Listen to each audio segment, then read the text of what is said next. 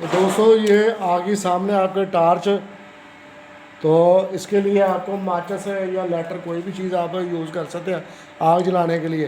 तो जैसा कि मैंने सबसे पहले आपको बताया, सबसे पहले हम जो ना एस्लीन या फाइन गैस है तो फाइन गैस खोलेंगे।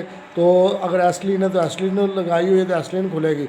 उसके बाद ये ऑक्सीजन खोलनी है जैसा कि आप देख रहे हैं। तो अभी मैं शोला जलाता हूँ।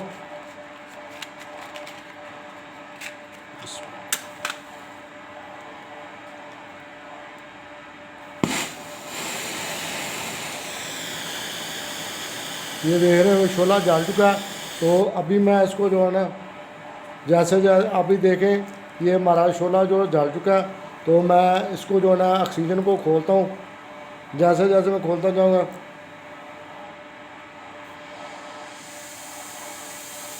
तो ये हमारा फ्लेम बनना शुरू हो गया।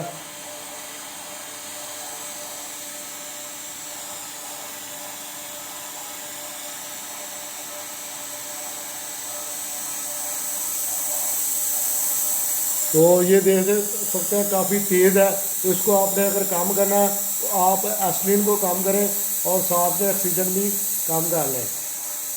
जैसे जैसे ये मैं देता हूँ ऑक्सीजन को कम कर रहा हूँ तो हमारा शोला कम होता जाएगा। अगर आपने बिल्कुल ब्रीक टार्च करनी है तो इस जैसे आप देख सकते हैं बिल्कुल ब्रीक हो चुकी है तो इससे भी कम हो जाएगी। तो इस तरीके के साथ आप वेल्डिंग की टार्च को सेट कर सकते हैं। और वेल्डिंग करना बहुत ही आसान और सबसे अहम चीज़ है।